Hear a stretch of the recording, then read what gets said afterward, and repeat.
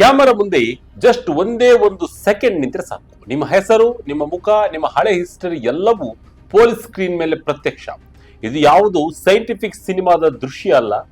ಪ್ರಸ್ತುತ ದೇಶದ ರಾಜಧಾನಿ ದೆಹಲಿಯ ಜಂತರ್ ಮಂತರ್ ನಲ್ಲಿ ನಡೆಯುತ್ತಿರುವ ರಿಯಲ್ ಎಐ ಗೇಮ್. ಎಕ್ಸ್ ನಲ್ಲಿ ಒಂದಷ್ಟು ವಿಡಿಯೋಗಳು ಸಖತ್ ವೈರಲ್ ಆಗ್ತಿವೆ. ದಿಲ್ಲಿ ಪೊಲೀಸರು ಪ್ರತಿಭಟನಾ ಸ್ಥಳದಲ್ಲಿ ಆರ್ಟಿಫಿಷಿಯಲ್ ಇಂಟೆಲಿಜೆನ್ಸ್ ಅಂದರೆ ಎಐ ಚಾಲಿತ ಫೇಶಿಯಲ್ ರೆಕಗ್ನಿಷನ್ ಸಿಸ್ಟಮ್ ಅನ್ನ ಬಳಸಿ ಪ್ರತಿಭಟನಾಕಾರರನ್ನ ಸ್ಪಾಟ್ ನಲ್ಲಿ ಐಡೆಂಟಿಫೈ ಮಾಡ್ತಿದ್ದಾರೆ. ಈ ರೀತಿಯ ದೃಶ್ಯಗಳು ಜಗತ್ತಿನಾದ್ಯಂತ ಸಂಚಲನ ಮೂಡಿಸಿವೆ. ಸಿಜೆಪಿ ಅಂದ್ರೆ ಕಾಕ್ರೋಚ್ ಜನತಾ ಪಾರ್ಟಿ ಶೇರ್ ಮಾಡಿರುವ ವಿಡಿಯೋದಲ್ಲಿ 360 ಡಿಗ್ರಿ ಕ್ಯಾಮೆರಾ ಇರುವ ಸಿಸಿಟಿವಿ ಸರ್ವೈಲೆನ್ಸ್ ವಾಹನದ ಒಳಗಿನ ಸ್ಕ್ರೀನ್ ಮೇಲೆ ಪ್ರತಿಭಟನೆ ಮಾಡುತ್ತಿರುವ ಕೆಲವರ ಹೆಸರು ಮತ್ತು ಫೋಟೋಗಳು ಡಿಸ್ಪ್ಲೇ ಆಗ್ತಿರೋದು ಕಾಣಿಸ್ತಾ ಇದೆ. ಇದನ್ನ ನೋಡಿದ ತಕ್ಷಣ ಸೋಷಿಯಲ್ ಮೀಡಿಯಾದಲ್ಲಿ ದೊಡ್ಡ ಚರ್ಚೆ ಶುರುವಾಗಿದೆ. ಪೊಲೀಸರು ನಮ್ಮ ಮುಖವನ್ನು ನೋಡಿ ಕಂಪ್ಲೀಟ್ ಮಾಹಿತಿ ತೆಗೆದಿದ್ದಾರೆ ಅಂದರೆ ಇದು ನಮ್ಮ ಆಧಾರ್ ಕಾರ್ಡ್ ಅಥವಾ ಸರ್ಕಾರದ ಬೇರೆ ಯಾವುದಾದರೂ ರಹಸ್ಯ ಡೇಟಾಬೇಸ್ಗೆ ಲಿಂಕ್ ಆಗಿದೆಯಾ ಅನ್ನೋ ಆತಂಕ ಎಲ್ಲರಲ್ಲೂ ಶುರುವಾಗಿದೆ. ಇಷ್ಟಕ್ಕೂ ಪೊಲೀಸರು ಬಳಸುತ್ತಿರುವ ಈ ಕ್ಷಣ ವ್ಯಾನ್ ಏನು? ನಿಜವಾಗಿಯೂ ಆಧಾರ್ ಲಿಂಕ್ ಆಗಿದೆಯಾ ಅಥವಾ ಇದರ ಹಿಂದಿರುವ ಟೆಕ್ನಾಲಜಿ ಮತ್ತು ಕಾನೂನಿನ ಸತ್ಯಾಸತ್ಯತೆ ಏನು? ಇವತ್ತಿನ ಈ ಎಕ್ಸ್ಪ್ಲೈನರ್ ವಿಡಿಯೋದಲ್ಲಿ ಪ್ರತಿಯೊಂದನ್ನು ನೋಡೋಣ ಬನ್ನಿ. ಜಂತರ್ ಮಂತರ್ ನಲ್ಲಿ ದಿಲ್ಲಿ ಪೊಲೀಸರ AI van, live feed, face scan, police record. ವೀಕ್ಷಕರೇ, ಇಂಡಿಯನ್ ಎಕ್ಸ್ಪ್ರೆಸ್ ವರದಿಯ ಪ್ರಕಾರ ದಿಲ್ಲಿ ಪೊಲೀಸರು ಜಂತರ್ ಮಂತರ್ ಪ್ರತಿಭಟನಾ ಸ್ಥಳದ ಹತ್ತಿರ 2 ಅತ್ಯಾಧುನಿಕ ಸರ್ವೆಲೆನ್ಸ್ ವಾಹನಗಳನ್ನ ನಿಯೋಜಿಸಿದ್ದಾರೆ. ಇದರಲ್ಲಿ ಮೊದಲನೆಯ ವಾಹನ ಮೊಬೈಲ್ ಮಾನಿಟರಿಂಗ್ ಯೂನಿಟ್ ಆಗಿ ಕೆಲಸ ಮಾಡುತ್ತದೆ. ಅಂದರೆ ಪ್ರತಿಭಟನಾ ಸ್ಥಳದ ಸುತ್ತಲೂ ಅಳವಡಿಸಲಾದ ವಿವಿಧ ಸಿಸಿಟಿವಿ ಕ್ಯಾಮೆರಾಗಳಿಂದ ಲೈವ್ ಫೀಡ್ ಅನ್ನ ಈ ವಾಹನ ಸ್ವೀಕರಿಸುತ್ತದೆ. ಇನ್ನು ಎರಡನೇ ವಾಹನವೇ ಅಸಲಿ ಹೈಟೆಕ್ ಕಿಂಗ್. ಈ ವಾಹನದಲ್ಲಿ ಆರ್ಟಿಫಿಷಿಯಲ್ ಇಂಟೆಲಿಜೆನ್ಸ್ ಅಂದರೆ ಎಐ ತಂತ್ರಜ್ಞಾನವನ್ನ ಬಳಸಲಾಗುತ್ತಿದೆ. ಇದು ಲೈವ್ ವಿಡಿಯೋ ಫೀಡ್ ನಲ್ಲಿ ಬರುವ ಜನರ ಮುಖಗಳನ್ನ ವಿಶ್ಲೇಷಿಸಿ ಪೊಲೀಸರ ಬಳಿ ಇರುವ ಡೇಟಾಬೇಸ್ ನಲ್ಲಿರುವ ಚಿತ್ರಗಳೊಂದಿಗೆ ತಕ್ಷಣವೇ ಹೋಲಿಸಿ ನೋಡುತ್ತದೆ. ಈ ಹೈಟೆಕ್ ಫೇಶಿಯಲ್ ರೆಕಗ್ನಿಷನ್ ಸಿಸ್ಟಮ್ ಅನ್ನ ಈ ಕ್ಷಣ ಎನ್ನುವ ವಿಶೇಷ ವಾಹನದಲ್ಲಿ ಅಳವಡಿಸಲಾಗಿದೆ. ದೆಹಲಿಯ ಪೊಲೀಸರು ಈ ಕ್ಷಣ ಸರ್ವೆಲೆನ್ಸ್ ವಾಹನವನ್ನ 2023ರ G20 ಸಮ್ಮಿಟ್ ಅಂದ್ರೆ G20 ಶೃಂಗಸಭೆಯ ಸಮಯದಲ್ಲಿ ತಮ್ಮ ಭದ್ರತಾ ವ್ಯವಸ್ಥೆಯ ಭಾಗವಾಗಿ ಮೊದಲ ಬಾರಿಗೆ ಪರಿಚಯಿಸಿದರು. ಈಗ ಇದು ದಿಲ್ಲಿ ಪ್ರದೇಶದಲ್ಲಿ ದೊಡ್ಡ ಹಲ್ಚಲ್ ಸೃಷ್ಟಿಸಿದೆ. ಆಧಾರ್ ಲಿಂಕ್ ಆಗಿದೆಯಾ? ಸತ್ಯವೇನು? Police database versus Aadhaar card. ವೀಕ್ಷಕರೇ, ಈಗ ಎಲ್ಲರಲ್ಲೂ ಕಾಡುತ್ತಿರುವ ಅತಿದೊಡ್ಡ ಪ್ರಶ್ನೆ ಎಂದರೆ ದಿಲ್ಲಿ ಪೊಲೀಸರು ಪ್ರತಿಭಟನಾಕಾರರ ಮುಖ ಸ್ಕ್ಯಾನ್ ಮಾಡಿ ಮಾಹಿತಿ ತೆಗೆಯಲು ಆಧಾರ್ ಡೇಟಾಬೇಸ್ ಬಳಸುತ್ತಿದ್ದಾರಾ ಎಂಬುದು. ಈ ಬಗ್ಗೆ ಸೋಷಿಯಲ್ ಮೀಡಿಯಾದಲ್ಲಿ ಭಾರಿ ದೊಡ್ಡ ಚರ್ಚೆಗಳೇ ನಡೀತಿವೆ. ಆದರೆ ಸತ್ಯ ಏನಂದ್ರೆ ವೈರಲ್ ಆಗಿರುವ ಯಾವುದೇ ವಿಡಿಯೋದಲ್ಲಿ ಆಧಾರ್ ಪದ ಉಲ್ಲೇಖವಾಗಿಲ್ಲ. ದಿಲ್ಲಿ ಪೊಲೀಸರು ಕೂಡ ಈ ಸಿಸ್ಟಮ್ ಆಧಾರ್ ಡೇಟಾಬೇಸ್ ಲಿಂಕ್ ಆಗಿದೆ ಎಂದು ಎಲ್ಲೂ ಅಧಿಕೃತವಾಗಿ ಹೇಳಿಲ್ಲ ಅಥವಾ ದೃಢಪಡಿಸಿಲ್ಲ. ವಿಡಿಯೋದಲ್ಲಿ ಕಾಣಿಸುತ್ತಿರುವುದು ಕೇವಲ ಸಿಸಿಟಿವಿ ಕ್ಯಾಮೆರಾದಲ್ಲಿ ಸೆರೆಯಾದ ಮುಖಗಳನ್ನ ಪೊಲೀಸರ ಸ್ವಂತ ಸಿಸ್ಟಮ್ ನಲ್ಲಿರುವ ಮಾಹಿತಿಗೆ ಮ್ಯಾಚ್ ಮಾಡುತ್ತಿರುವ ದೃಶ್ಯಗಳು ಮಾತ್ರ.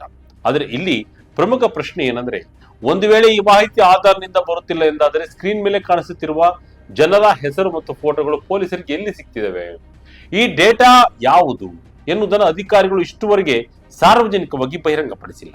ಆದ್ದರಿಂದಲೇ ಸಾರ್ವಜನಿಕರಲ್ಲಿ ನೇರ ಆಧಾರ್ ಲಿಂಕ್ ಗಿಂತಲೂ ಹೆಚ್ಚಾಗಿ ಬಯೋಮೆಟ್ರಿಕ್ ಪ್ರೊಫೈಲಿಂಗ್ ಅಂದರೆ ತಮ್ಮ ಮುಖದ ಮಾಹಿತಿಯನ್ನ ಭವಿಷ್ಯದಲ್ಲಿ ಬೇರೆ ಬೇರೆ ಐಡೆಂಟಿಟಿ ಸಿಸ್ಟಮ್ಗಳ ಜೊತೆ ಲಿಂಕ್ ಮಾಡಬಹುದು ಎನ್ನುವ ಆತಂಕ ಮೂಡಿದೆ. ಆದರೆ ಪೊಲೀಸರು ಹೇಳುವ ಪ್ರಕಾರ ಪ್ರತಿಭಟನೆಯಲ್ಲಿ ಭಾಗವಹಿಸಿದ ಪ್ರತಿಯೊಬ್ಬ ವಿದ್ಯಾರ್ಥಿಯನ್ನ ಅಥವಾ ಪ್ರಜೆಯನ್ನ ಗುರುತಿಸುವುದು ಈ ಟೆಕ್ನಾಲಜಿಯ ಉದ್ದೇಶವಲ್ಲ. ಬದಲಿಗೆ ಜನಸಂದಣಿಯಲ್ಲಿ ಯಾರಾದರೂ ಅಪರಾಧ ಹಿನ್ನೆಲೆ ಇರುವ ಕ್ರಿಮಿನಲ್ಗಳು ಅಥವಾ ಶಂಕಿತರು ಭಾಗವಹಿಸಿದ್ದಾರೆಯೇ ಎಂಬುದನ್ನ ಪತ್ತೆ ಹಚ್ಚಿ ಪೊಲೀಸರಿಗೆ ತಕ್ಷಣ ಅಲರ್ಟ್ ನೀಡುವುದಷ್ಟೇ ಇದರ ಮೂಲ ಉದ್ದೇಶ ಎಂದು ಹಿರಿಯ ಪೊಲೀಸ್ ಅಧಿಕಾರಿಯೊಬ್ಬರು ಕ್ಲಾರಿಫೈ ನೀಡಿದ್ದಾರೆ. ಆದರೆ ಇದರ ಸತ್ಯಾಸತ್ಯತೆ ಇನ್ನೂ ಜಾಸ್ತಿ ಗೊತ್ತಾಗಬೇಕಾಗಿದೆ.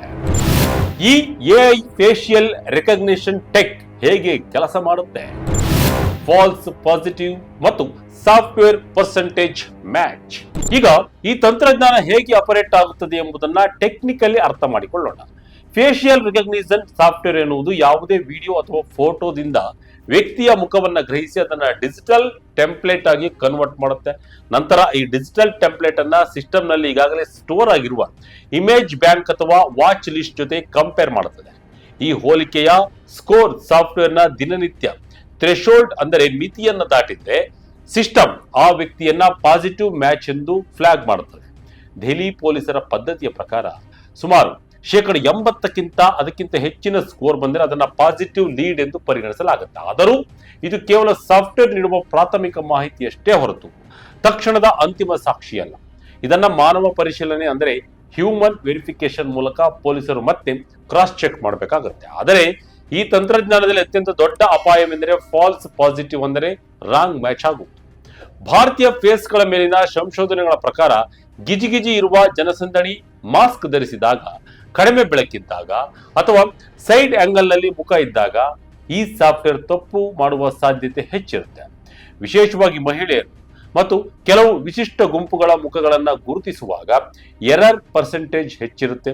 ಈ ಸಿಸ್ಟಮ್ ಫಾಲ್ಸ್ ಪಾಸಿಟಿವ್ಗಳನ್ನ ಕೇವಲ ತನಿಖೆ ಲೀಡ್ಗಳಾಗಿ ಪರಿಗಣಿಸಿ ಮುಂದಿನ ತನಿಖೆಗೆ ಕಳಿಸುತ್ತವೆಯಾದರೂ ಯಾವುದೇ ತಪ್ಪಿಲ್ಲದ ನಿರಪರಾಧಿ ವ್ಯಕ್ತಿಯೊಬ್ಬ ಸಾಫ್ಟ್ವೇರ್ನ ಸಣ್ಣ ಎರರ್ನಿಂದಾಗಿ ಸುಮ್ಮನೆ ವಿಚಾರಣೆ ಅಥವಾ ಪೊಲೀಸ್ ತನಿಖೆಗೆ ಒಳಗಾಗುವ ಅಪಾಯ ಸದಾ ಇರುತ್ತದೆ.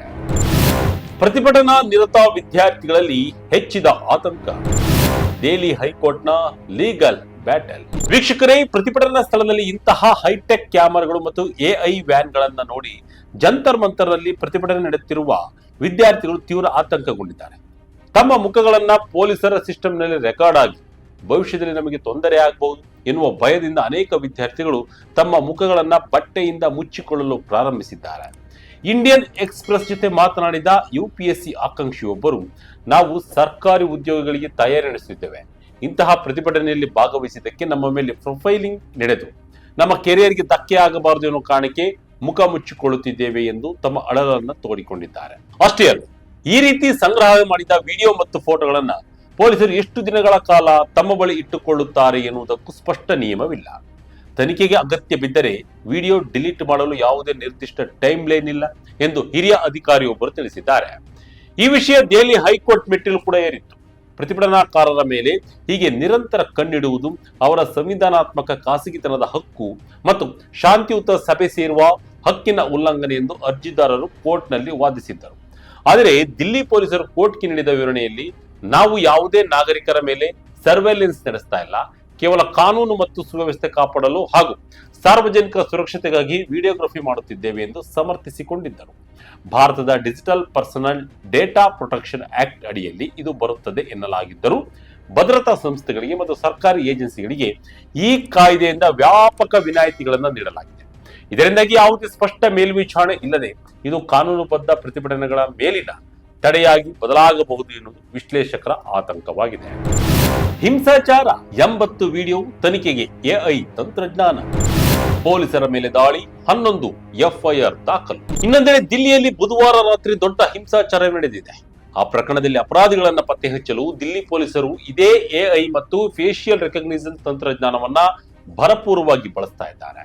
ಈ ಹಿಂಸಾಚಾರದಲ್ಲಿ 2 ACP ದರ್ಜೆಯ ಅಧಿಕಾರಿಗಳು ಸೇರಿದಂತೆ ಕನಿಷ್ಠ 5 ಮಂದಿ ಪೊಲೀಸ್ ಸಿಬ್ಬಂದಿ ತೀವ್ರವಾಗಿ ಗಾಯಗೊಂಡಿದ್ದಾರೆ. ರಗಳೆಯಲ್ಲಿ ಹಲ್ಲೆಕೋರರು ಪೊಲೀಸರನ್ನ ಬೆನ್ನಟ್ಟಿ ಅವರ ಮೇಲೆ ಹಲ್ಲೆ ನಡೆಸಿ ಅವರ ಲಾಠಿಗಳನ್ನ ಕಸಿದುಕೊಳ್ಳುತ್ತಿರುವ ವಿಡಿಯೋಗಳು ಲಭ್ಯವಾಗಿವೆ. ಈ ಘಟನೆಗೆ ಸಂಬಂಧಿಸಿದಂತೆ ದೆಹಲಿ ಪೊಲೀಸರು ಕೊಲೆಯತ್ನ, ದರೋಡೆ, ಸರ್ಕಾರಿ ನೌಕರರ ಮೇಲೆ ಹಲ್ಲೆ ಮತ್ತು ಅಕ್ರಮ ಕೂಟ ಸೇರಿದಂತೆ ಗಂಭೀರ ಕಾಯ್ದೆಗಳಡಿ ಒಟ್ಟು 11 FIRಗಳನ್ನ ದಾಖಲಿಸಿದ್ದಾರೆ. Deputy commissioner of police Sachin Sharma ಮತ್ತು ಸ್ಪೆಷಲ್ ಕಮಿಷನರ್ ದೇವೇಶ್ ಶ್ರೀವಾಸ್ತವ್ ಅವರು ಗಾಯಗೊಂಡ ಅಧಿಕಾರಿಗಳನ್ನ ಆಸ್ಪತ್ರೆಯಲ್ಲಿ ಭೇಟಿ ಮಾಡಿ ತನಿಖೆಯನ್ನ ಚುರುಕುಗೊಳಿಸಿದ್ದಾರೆ. ದೆಹಲಿ ಪೊಲೀಸರ ವಿಶೇಷ ತಂಡಗಳು ಈಗ CCTV ದೃಶ್ಯಗಳು, ಮೊಬೈಲ್ ರೆಕಾರ್ಡಿಂಗ್ಗಳು ಮತ್ತು ಸೋಷಿಯಲ್ ಮೀಡಿಯಾ ವಿಡಿಯೋಗಳನ್ನ ವಿಶ್ಲೇಷಿಸುತ್ತಿದೆ.